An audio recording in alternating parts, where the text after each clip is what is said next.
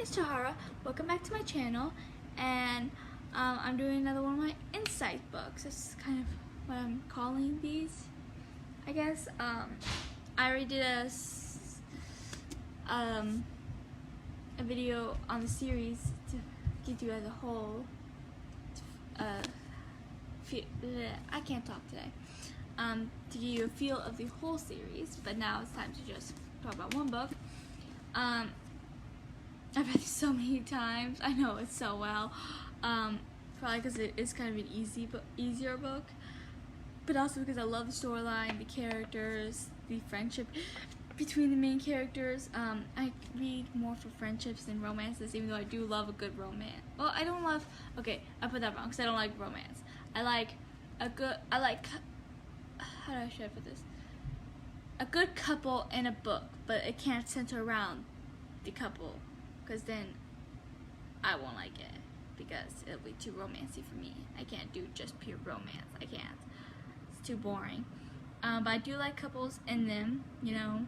But I like friendships more.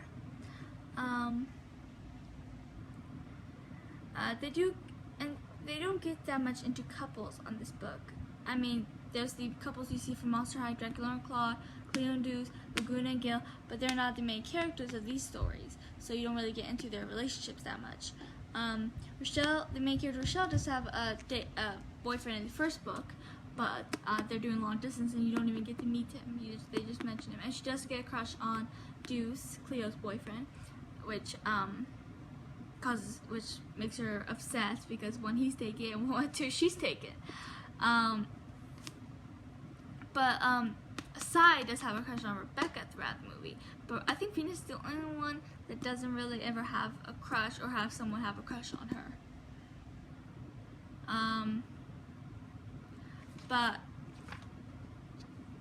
it starts with Rochelle, and the first 2 chapters she's the only one that really gets into, actually. So usually when, like, on Monster High, my mom always says Frankie's obviously the creator's favorite character, because at least at the beginning, first few movies, it was kind of about Frankie. Even when it's about someone else, it still was about Frankie.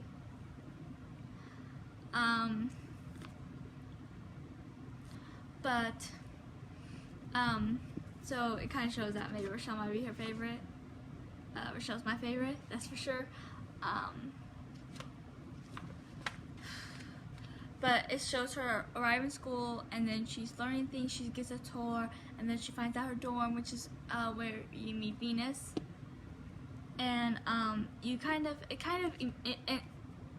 love when you get a feel about how the character is, like, right away, like their personality, because it gets really into who the main characters are upon meeting them. Even not the main characters, the other characters, you know. Like Sai, you first hear his name when everyone's being assigned the dorm rooms, and you can tell he's kind of a shy boy, you know, and you kind of just get a feel of all the characters. Rochelle is a gargoyle, and all gargoyles are love rules and safety things. They love to be safe. They love rules. They even love to make up rules. She even recites a gargoyle code several times throughout the series. Venus is a bit pushy, which they can actually get into in the third book.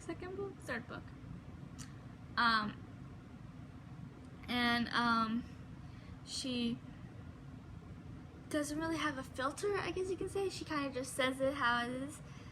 So does Rochelle, but they do it in different ways, if that makes sense. Rochelle is very literal and doesn't always understand sarcasm or phrases. Like Rebecca's always constantly saying phrases like isn't that just the bee's knees? Isn't that just the cat's pajamas?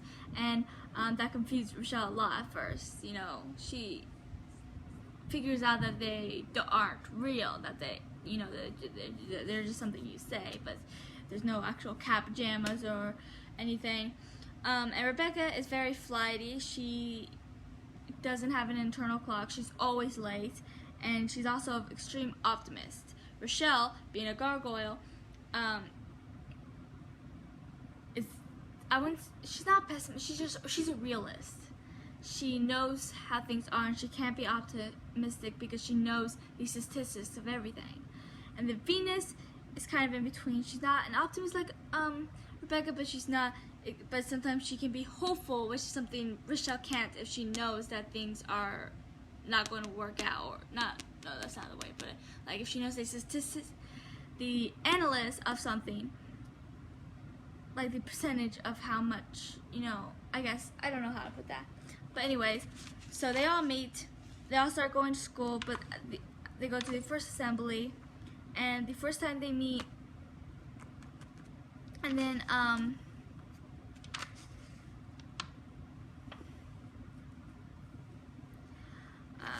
lost my train of thought. Of course I did, because why not?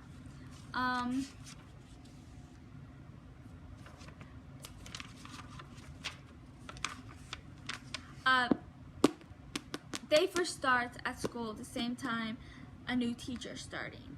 She's a dragon whisperer, Miss Flapper. And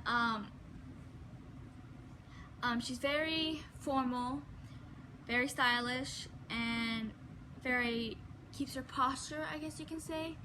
And I don't know, when I first read this series, I mean, it's been a while, but I'm pretty sure I never trusted her. I mean, it was weird that she just started at the same time as these ghouls, and she brought these herd of trolls from her old school as a parting gift, and something just didn't seem right about her. And then more and more as the story goes on, you start noticing it, because she gets very weird. But first school is all normal, they go to classes. Miss Flapper starts hosting this like club after school, and for a while the ghouls and Cyclops were the only ones who haven't joined, because everyone was starting to join. Either that, or she was infecting them in the halls or something, because she starts like putting them under a spell. They lose all emotion, and all they care about is Miss Flapper. Every student becomes like that, one by one. And Miss Flapper tries to convince them, but they always manage to get away from her. And Rochelle decides to help while all this is going on, back when it was just little by little, so they hadn't realized, well, they knew something was off, but there wasn't enough, anything to really say, like, what's off about it. Rochelle has started a project, to help Mr. Death smile and to be happier. He's the school guidance counselor, and he is a skeleton, and he's very depressed. Rebecca and Venus agree to help since they're her new Ghoulfriends, and that's what Ghoulfriends do for each other. Rochelle tried making him a suit so that he could look snazzy and maybe get a date and maybe get happy, but that doesn't work out because she loves fashion and she loves making fashion, but with her, she's a gargoyle and she has these really sharp claws that tends to knit at the fabric every time she tries to make it. So it didn't turn out that great. So she ended up asking Claudine and Frankie for help. Frankie because she sews herself all the time, being daughter of Frankenstein and creation like that. And Claudine is the top fashionista at the school. So they asked their help, and Miss Flapper even offers to go out with him as a date, and which surprised them all. And with all that, Cy was getting closer to the ghouls, especially Rebecca, kind of following her around, not in a stalkery way. It seems kind of stalkerish, but Rebecca doesn't take it like that because it's Rebecca. But he was just protective of her. He had a crush on her, and he, especially with everything going around Monster High, because he also noticed the change in everyone, which most people didn't, but he did along with the ghouls. So he wanted to be able to protect her if anything to happen. He always showed up to help her with the time or to find where her mechanical pet penguin was. Oh yeah, they all have pets. She has a mechanical pet penguin, which is very grumpy all the time. And Venus has a plant, a McFlytrap plant, and a flytrap. That's what it's called. Plant that's always hungry and will eat anything because has poor eyesight. And then Rochelle had a gargoyle griffin who's always happy and, you know, jumpy, I guess. Happy, you know? But yeah. So, while all this going on, they had Mr. Bloodgood, recently got struck by lightning and was having, what did they call it? Metal mind syndrome? Yeah, metal mind syndrome, where she was forgetting everything. And and it was temporary. She gets it back in the second book, in between book 1 and 2. But because of her state of being at the moment, she hired Miss Tsunami, a waterlogged monster, I guess. I think that's what they called her. She's kind of formed in water, I guess. Made out of water. I don't really know. I mean, she was never in the movies, you know. They made up some characters like Sai, which sucks because I wish Sai was in the movies because I actually ship him and Rebecca a lot. They never get together in the books, but Sai's feelings for her are obvious, and I'm pretty sure Rebecca feels something. She just doesn't know what yet, you know. It's like she's confused. It's like he's her friend, but she's starting to feel something more, and she doesn't know how to process it. But yeah, I lost where I was. Oh, Miss Tsunami. She's the deputy of disaster to kind of keep up with, you know, punishments, detentions, make sure students stay in line, this and that. But she constantly shakes like a dog, spraying water everywhere. Anyone who's in like a 10-mile radius. Okay, maybe that's a little bit much, but you get my drift. But Mr. Death ends up acting just like that as well after the day with Miss Flapper, all emotionless, and Mrs. Flapper is his new savior.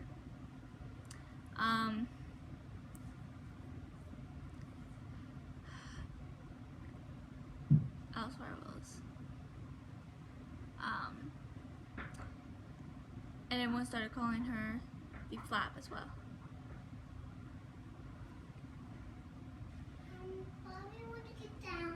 No, yeah. Miss Flap, Miss Flapper started having everyone call her Miss Flap. You know, and Miss Tsunami, you find out Miss Tsunami was, I can't think today, I just can't think of words. Words are a lot for me today, apparently.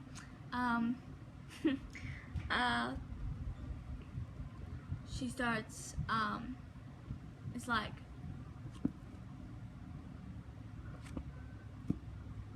okay. You find out she is, the ghouls end up going to Miss Flapper. Oh, jeez. Miss Tsunami. And you find out that I think at first she kind of just waved her along, but then when they came to her again, she was like, I never trusted her in the first place. You know, just no one that popular. I know, how did she put it? Like, no good teacher, that's not how she put it, but I can't think about exactly how she put it. She's like, no good teacher would, self-respecting teacher, that's how she put it. No self-respecting teacher would give herself a nickname like that. And she was right.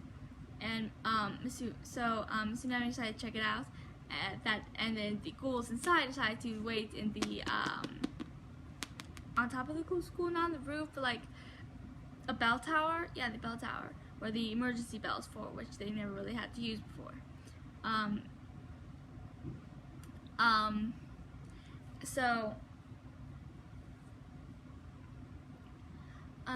The ghouls inside wait there while Miss Tsunami deals with it.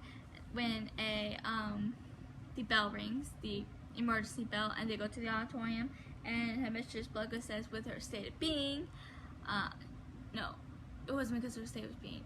She said she thought it was time for her to step down and give Miss Flapper the position.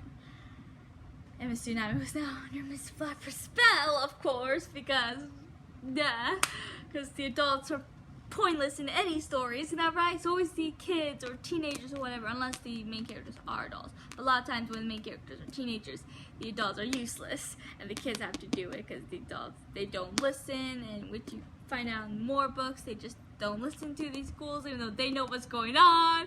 And okay, moving on. And then they were wanted. They had wanted posters on the school for the 4 of them. Because Miss Flapper knew that they were the only 4 people in the school that were not under her spell. So they end up contacting her old school, Sided, and while the ghouls waited for him because they were hiding out.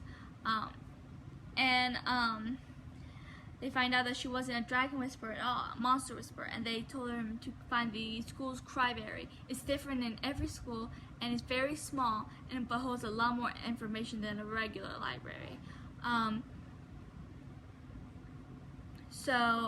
They end up trying to find that, and eventually Sai's the one to figure it out. He also is the one that reads the cryberry book because you can't take it out. It's like chained to the wall.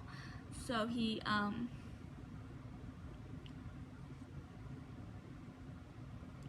and you find out that it's like nearly impossible to defeat the Whisper because, crap, what did he say it was? It was like very, very hard.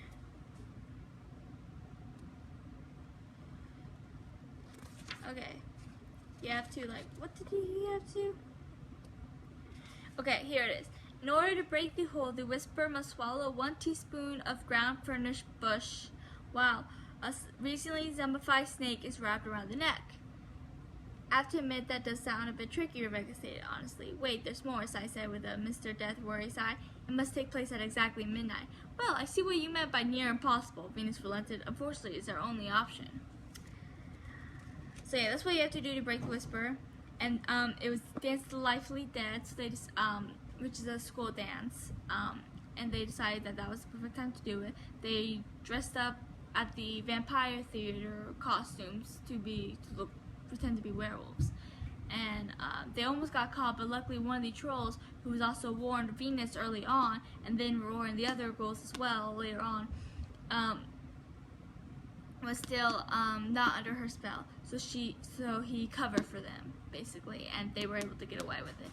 And then they were all waiting in their positions while Miss Flapper was talking to the school when they finally jumped her, and they were able to do it. Not right now, go. And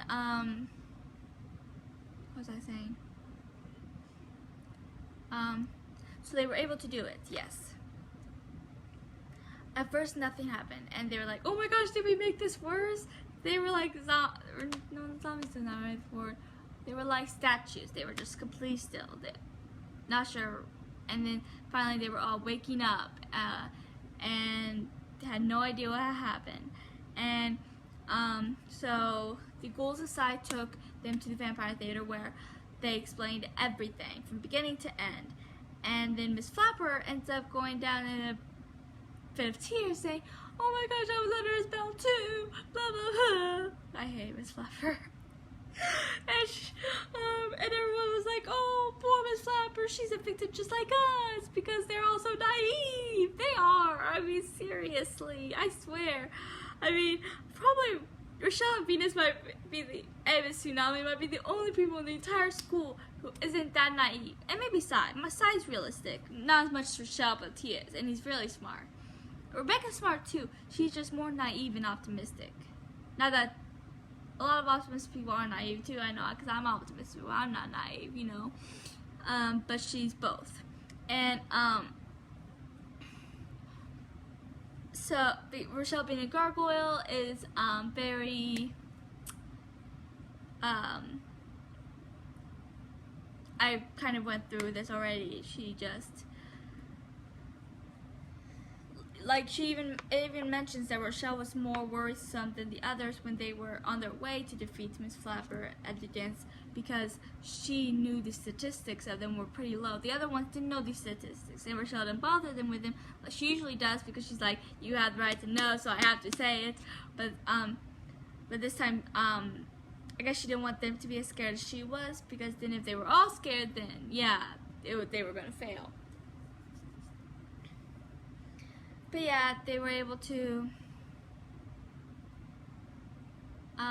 defeat her and everything. Yeah. But that wasn't the end. Well, it was near the end, but it wasn't the end.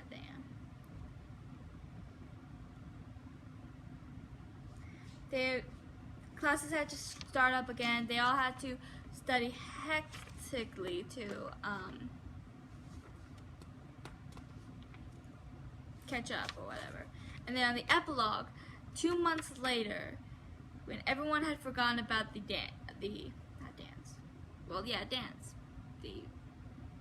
whisper thing, the 4 people are the only people who still seem to remember it.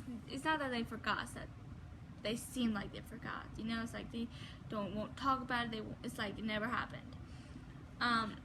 But Psych is a dead ex from the same person, from the school that he called from his Flopper's old school, and it came with a note that said, "They will come back to Monster High as they have here. You must be vigilant and in your watch. Signor Vitorla," because that's what his name was or something. So yeah, so they knew that it wasn't over, that someone was coming, and no one else in the school knew that. It was only the 4 of them that knew that it wasn't over, and it's not like they didn't tell anyone. It's like as if anyone was gonna believe them, you know. It's like just so yeah. That's how the book ended. But it was really good, and I loved it, and I love all 4 of them. So yeah. So that's all for this video. Please like and subscribe and comment what your thoughts on this book. Have you read it? Do you want to read it? And what your thoughts, and if you have read it, what are your thoughts on it? You know, how do you feel about it? You know, who's your favorite character or whatever, you know? Okay, so see ya.